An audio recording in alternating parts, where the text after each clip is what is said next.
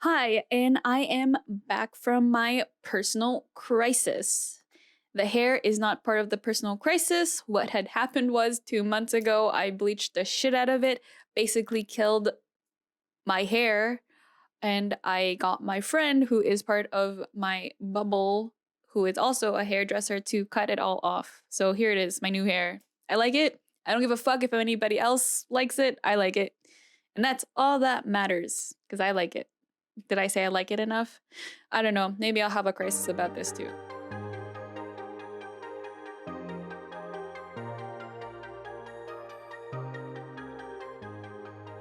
Anyway, another update.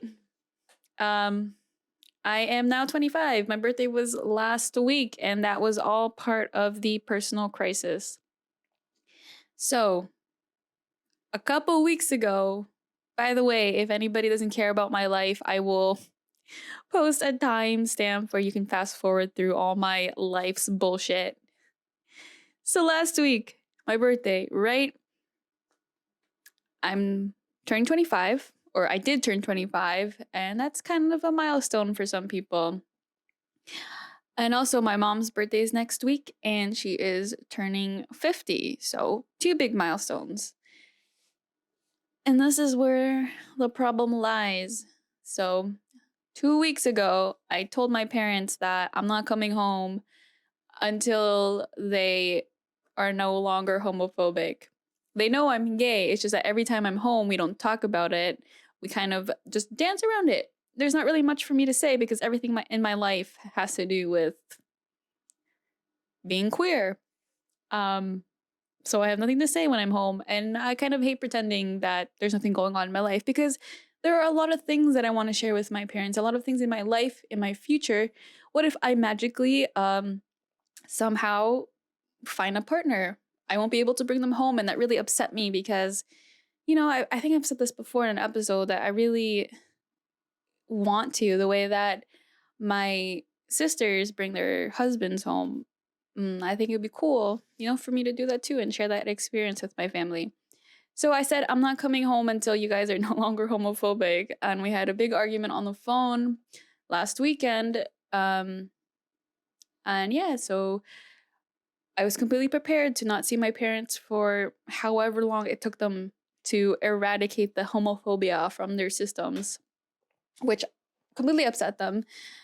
Obviously, they weren't going to see me. And thankfully, I have loving parents that just happen to be homophobic. So my dad texted me right before I was going to record on Tuesday. Was it Tuesday? Monday? I don't know. Last week, whenever I said I was having a personal crisis, my dad texted me right about the time I was going to record. And he was saying that, basically implying that he is no longer homophobic and that he accepts me. Which is kind of weird, inopportune time. And I really had to think about if this was a trick to get me to come home because my birthday, my mom's birthday was coming up, and also Christmas was coming up. Events that my parents would like to have me. And because I do not have a partner, it's not really an issue right now, which is one of their arguments. Like, why do we have to deal with it if you don't even have a partner? And my argument was, why would I wait to get more people involved to deal with this? Which is insane. Anyway, yeah. So I decided to just trust them, and hopefully it's not a joke. It's not a trick. I would really like to share my life with my parents because I love them and I know that they love me too. It's just this huge thing. So yeah, and it was very related to this episode actually. That's why I started having a personal crisis. Did I want to record this episode because it was kind of related to them? So, anyway, the last episode got me really thinking about what scientists studied to support homophobia and how hateful shit spreads. Obviously, there are religious factors, and my parents are very religious, but I wanted to first look outside of that since there are a lot of people today who don't identify with any specific religion. And on top of that, there are also some pretty intelligent conservatives. And I'd like to believe that everyone that hates same sex relationships are ignorant dumbasses, but my parents happen to fall in this intelligent, conservative, homophobic category. Not trying to boost my own ego, but I happen to think that I am fairly intelligent. And that is because I come from intelligent people. So there must be some kind of scientific evidence, some scientific pretend evidence that support homophobia. Hi, and welcome to Gay Monologues. I said monologues weird. Has it been that long since I recorded? Hi, and welcome to Gay Monologues, Season 2, Episode 11. Right now, all I want to fucking do is eradicate any misleading scientific studies that support homophobic biases. So, that is what I did. I did some studying, some digging, but before we start, let's just fucking define homophobia.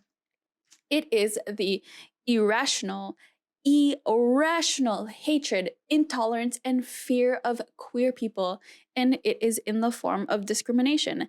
This can be expressed in behaviors like negative comments, bullying, physical attacks, and negative media representation. Worse of all, through political actions like stupid laws that prevent existing, basically, and same-sex marriages. You know, and you know that saying that homophobic people are usually in the closet? Apparently, there are some psychoanalysis evidence to support this dating back to 1905. So in 1905, Sigmund Freud hypothesized that an exclusive heterosexual orientation does not result from biological causes. Check out the full story in the podcast. Link is in the description. Check it down below. Catch you all on the podcast. Okay, bye. Oh, don't forget to like and subscribe. Thanks.